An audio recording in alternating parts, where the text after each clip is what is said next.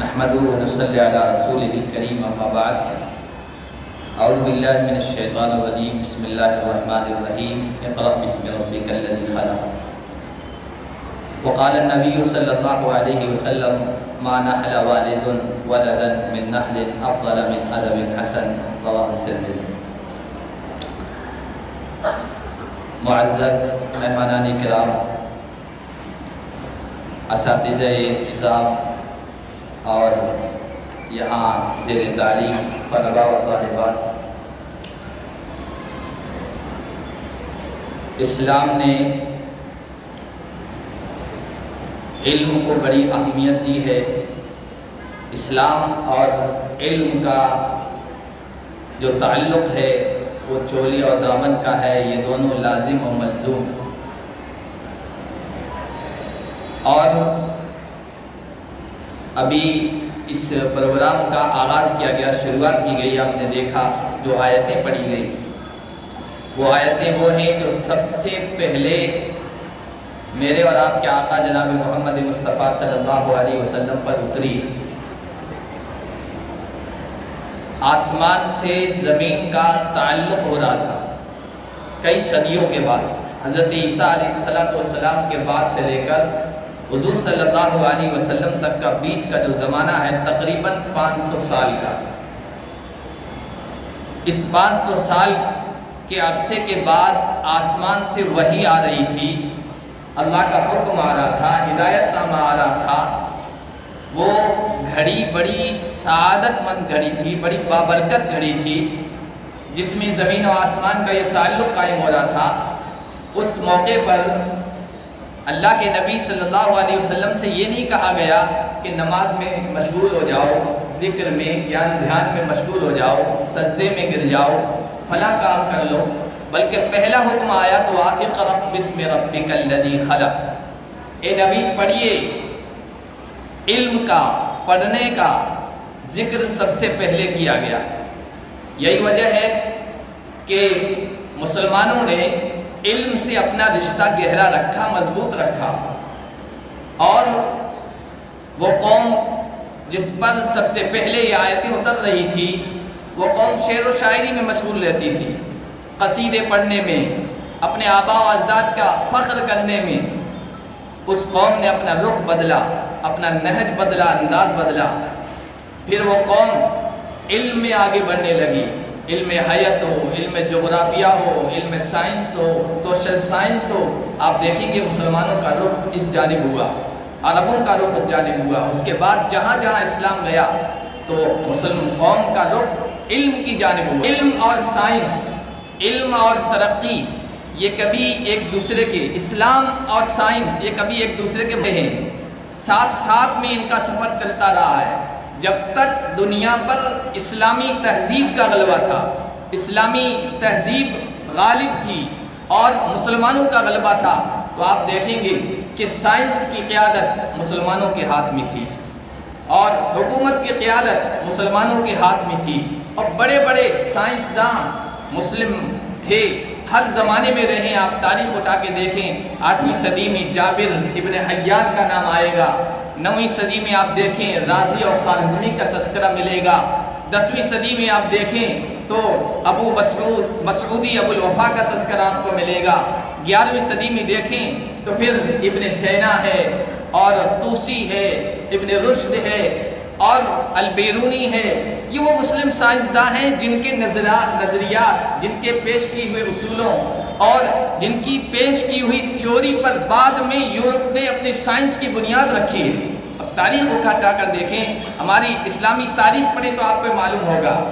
Science کو آگے بڑھانے والے ہمارے مسلم سائنسداں تھے، لیکن بعد میں حالات پلٹے، انقلابات روزگار ہے کہ مسلم پستی میں چلے گئے، ان علوم میں پیچھے رہ گئے، تو پھر یہ ہوا کہ یہ علوم تھے یہ مغرب کے ہاتھ میں آئے، یورپ کے ہاتھ میں آئے، مغربی اقوام کے ہاتھ میں آئے، تو ان علوم کی وجہ سے مذہب اور سائنس دونوں آپس میں مخالف ہو گئے، اور اس کی وجہ سے الحاد آیا، بے دینی آئی، بے حیائی آئی، بے راہ روی آئی، انسان کی خواہشات میں آزادی آئی۔ یہ یورپ کے ہاتھ میں اور اس کے قبضے میں ان علوم کے آنے کے بعد ہوا ہے۔ اس لیے جہاں جہاں اسلامی حکومتیں تھیں وہاں یہ علم ایک ہی جگہ پڑھائے جا رہے تھے۔ ہم جو کہتے ہیں جدید، قدیم، دینی اور عصری، یہ بات کا فرق ہے۔ علم تو ایک اکائی ہے، علم کی تقسیم نہیں ہوتی ہے کہ یہ عصری علم ہے اور یہ دینی علم ہے۔ علم ایک اکائی ہے، اس کی تقسیم نہیں ہے، یہ بات کی تقسیم ہے کہ جب غیروں کے ہاتھ میں یہ سارے علوم چلے گئے اور ان علوم کے ذریعے سے، سائنس کے ذریعے سے انہوں نے الحاد کو پھیلانا شروع کیا، بے دینی کو پھیلانا شروع کیا، تو پھر مسلمانوں نے اپنے طور پر کوششیں شروع کی کہ ہم اپنے دین، اپنے عقیدے، اپنی تہذیب، اپنے کلچر، اپنی شناخت اور اپنی پہچان کو بچانے کے لیے دینی تعلیم کا الگ سے انتظام کریں۔ اکبر الہ آبادی اسکول اور کالج کے پڑھے ہوئے تھے، انہوں نے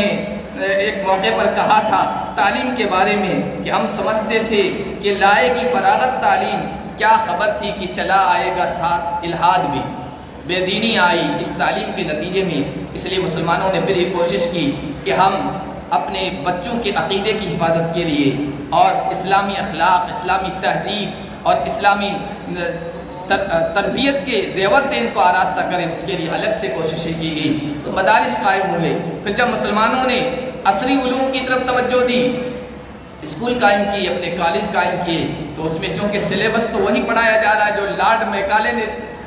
ترتیب دیا تھا، تیار کیا تھا، اس میں وہی زہر ہے، شرک کا، الحاد کا، دین بیزاری کا،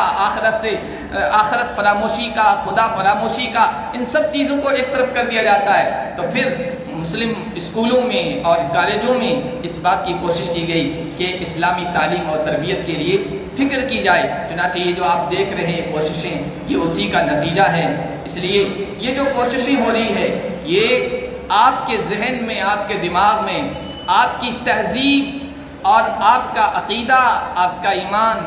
آپ کا ایک خاص جو کلچر ہے، آپ کی جو پہچان ہے، آپ کے ذہن و دماغ میں اس کو سوار کیا جائے، اس کو بٹھایا جائے، اور یہ بنیادی چیز ہے۔ حضرت مولانا علی میاں رحمۃ اللہ علیہ اس بارے میں بہت فکر مند تھے اور اس سلسلے میں انہوں نے بڑی کوششیں کی ہیں، اور فرمایا کرتے تھے کہ مسلم ملت کو، قوم کو اور ان پڑھنے والے بچوں کے سرپرست اور والدین کو چاہیے، ان کی یہ ذمہ داری ہے کہ یہ جو سلو پوائزن نصاب کے ذریعے سے شرک کا، کفر کا، بے دینی کا ان کو پلایا جا رہا ہے، اس کے خلاف کوشش کی جائے، اس کو ختم کرنے کی کوشش کی جائے، اور اس کے لیے یا تو مکتب کا نظام قائم کیا جائے یا پھر اسکولوں میں، ہمارے خود کے اسکول ہیں وہاں یہ عقائد سکھائے جائیں اور اسلامی تربیت کا نظام کیا جائے۔ الحمدللہ کامیابی کے ساتھ آپ کے یہاں یہ چل رہا ہے۔ آپ سے جو پڑھنے والے بچے ہیں، بچیاں ہیں، نونہال ہیں، ان سے یہ درخواست ہے کہ آپ نے اتنا اچھا یہ پروگرام پیش کیا، ابھی بچے پڑھ رہے تھے ترجمے کے ساتھ، تھوڑی سی بات میں بڑوں کے لیے عرض کر دوں کہ ان بچوں نے بڑی بڑی دعائیں ترجمے کے ساتھ کی ہیں، اور یہ وہ دعائیں جو عام طور پر نماز میں پڑھی جاتی ہے۔ نماز ہم لوگ جو بڑے لوگ ہیں پڑھ رہے ہیں 40 سے 50 سال سے، ایک ایسی عبادت ہے اتنا پروٹوکول کے ساتھ کسی عبادت کو انجام نہیں دیا جاتا ہے۔ وقت کا انتظار کرتے ہیں،